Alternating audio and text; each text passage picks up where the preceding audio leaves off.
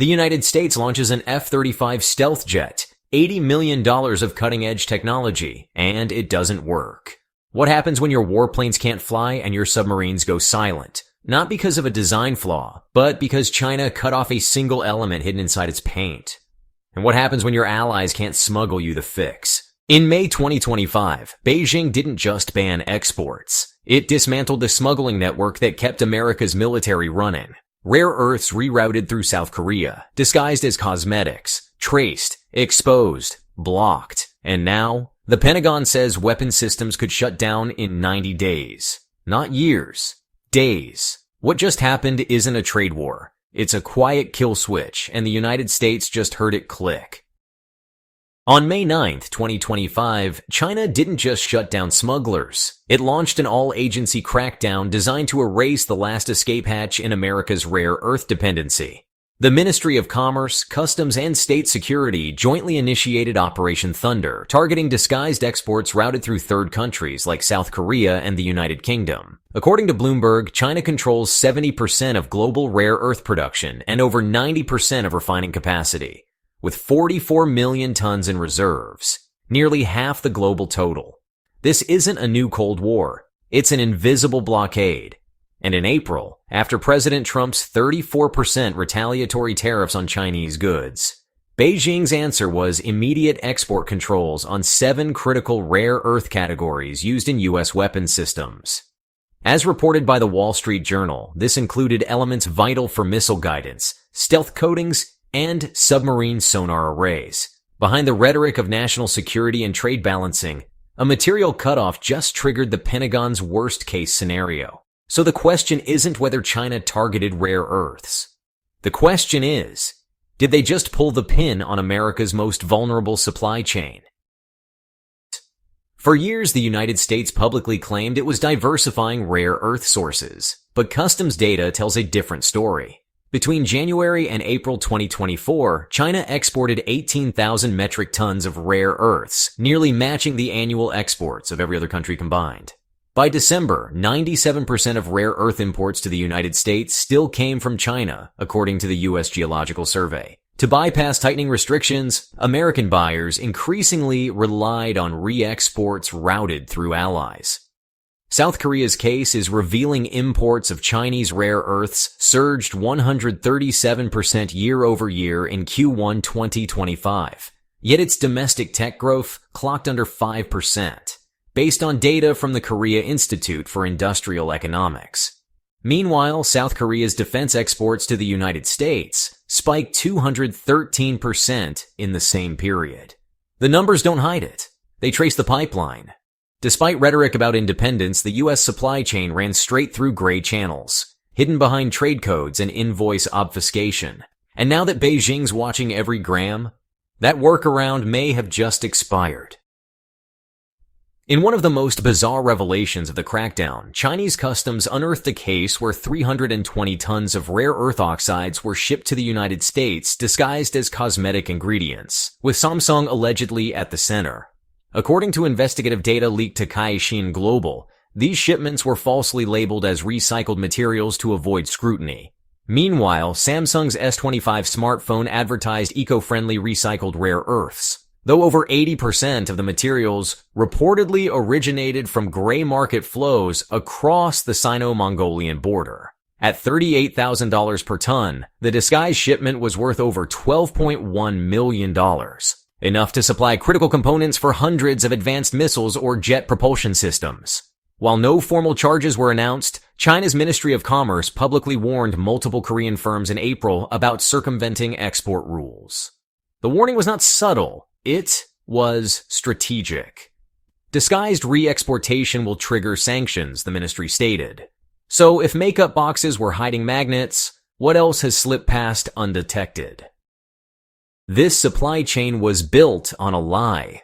The foundation of America's rare earth strategy was a myth that third countries could be a firewall against Chinese leverage. But that firewall turned out to be a revolving door. As Reuters confirmed, over 90% of all rare earth ores, even from countries like Australia and Myanmar, are still refined in Chinese facilities. Even when the ore isn't Chinese, the tech is.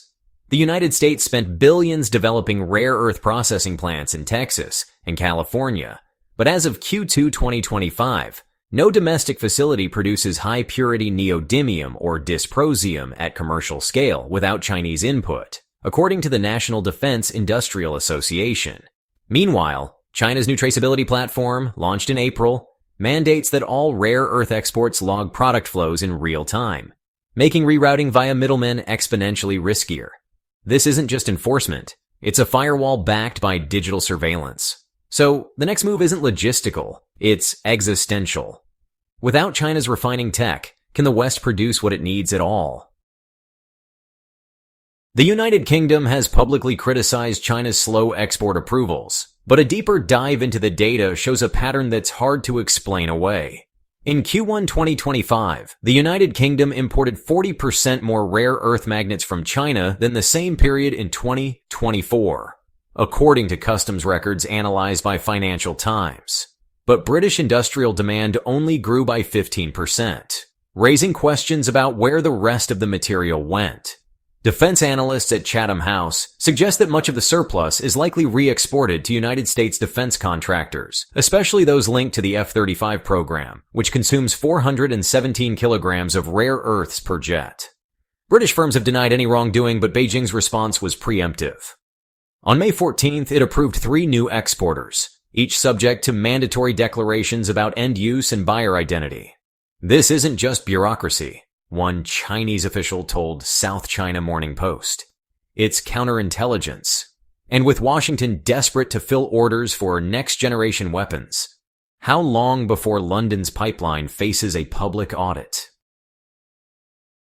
If China fully cuts rare earth exports to the United States, the Pentagon estimates most weapons production lines could grind to a halt within 90 days, according to internal Department of Defense simulations reported by Reuters. The F-35 stealth jet, already facing production bottlenecks, requires 417 kilograms of rare earth elements per unit. These include yttrium for radar-absorbing coatings and gadolinium for engine blades that can withstand 1,500 degrees Celsius in sustained supersonic flight. Without them, the jet's $80 million airframe becomes functionally obsolete. The Navy faces a similar breakdown. A single Virginia-class nuclear submarine consumes 4.2 metric tons of rare earths, with erbium critical to sonar systems and neodymium magnets enabling quiet propulsion. These are not accessories, they're operational lifelines. The Wall Street Journal noted that as of May 2025, over 87% of the rare earths used in U.S. defense applications trace back to Chinese refining, despite years of diversification attempts. But if these systems fall silent, how long can Washington maintain deterrence before silence becomes vulnerability? Faced with China's supply chokehold, the Trump administration revived an old plan with new urgency: deep-sea rare earth mining. The target? Ocean beds up to 5,500 meters deep, with costs that rival lunar exploration. A 2024 GAO report found U.S. seabed mining technology lags China's by 20 years. And even the most optimistic feasibility studies from the U.S. Geological Survey projected a minimum $250 billion investment and a 10-year ramp-up, assuming environmental litigation doesn't delay development further. Meanwhile, alternatives have repeatedly collapsed. Ukraine's 5 million ton rare earth deposit lies 80% inside Russian-controlled zones, while Greenland's radioactive contamination adds $300 per ton in waste remediation, per a 2025 Bloomberg investigation. Even Australia's mineral sands proved unusable. Once shipped to the US, they still required China's patented refining processes. Trump's 2025 task force quietly admitted in April that no known source of supply is scalable without Chinese technology. So if every escape hatch leads back to Beijing, what exactly is Plan B? Beijing's latest move wasn't just another restriction, it was digital containment. In April 2025, China rolled out a national rare earth traceability platform, requiring all exporters, refiners, and intermediaries to register real-time data on every shipment, down to the gram. According to China Daily and Caixin, the platform logs mine origin, export classification, end user destination, and corporate disclosure of application, effectively criminalizing gray market laundering via third countries. It's a full-spectrum response to schemes like South Korea's alleged cosmetic cover exports and the UK's unexplained magnet surplus. Avoiding the illegal flow of strategic minerals has become an urgent and important task, said China's Ministry of Commerce on May 9th. The system is modeled after blockchain-like trace logs and now includes gallium, germanium, antimony, tungsten, and 7 rare earth categories.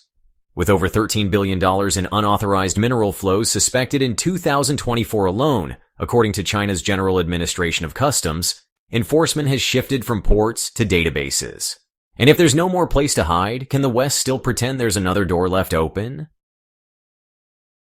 With US-China trade talks set in Switzerland this week, rare earths are no longer just a bargaining chip. They're the leverage point. After President Trump's April tariffs on over 180 countries, including a 34% rate on Chinese imports, Beijing responded with pinpoint retaliation.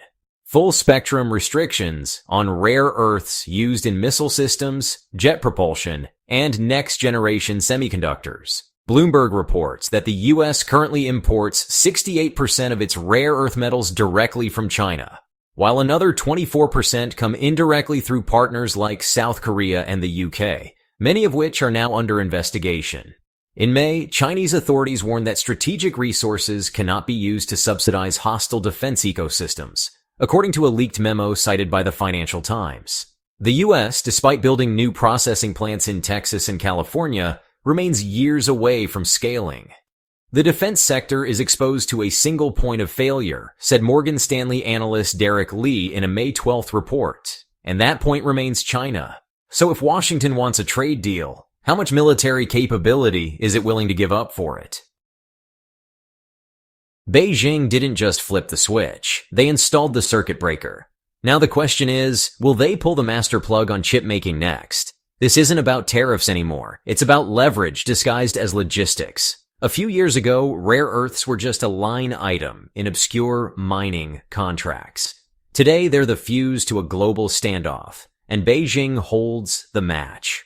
From submarines that can't dive to fighter jets grounded without stealth coatings, the future of U.S. defense manufacturing may come down to a supply chain controlled by its strategic rival. Traceability systems, trade restrictions, digital audits. This isn't economic warfare. It's industrial containment.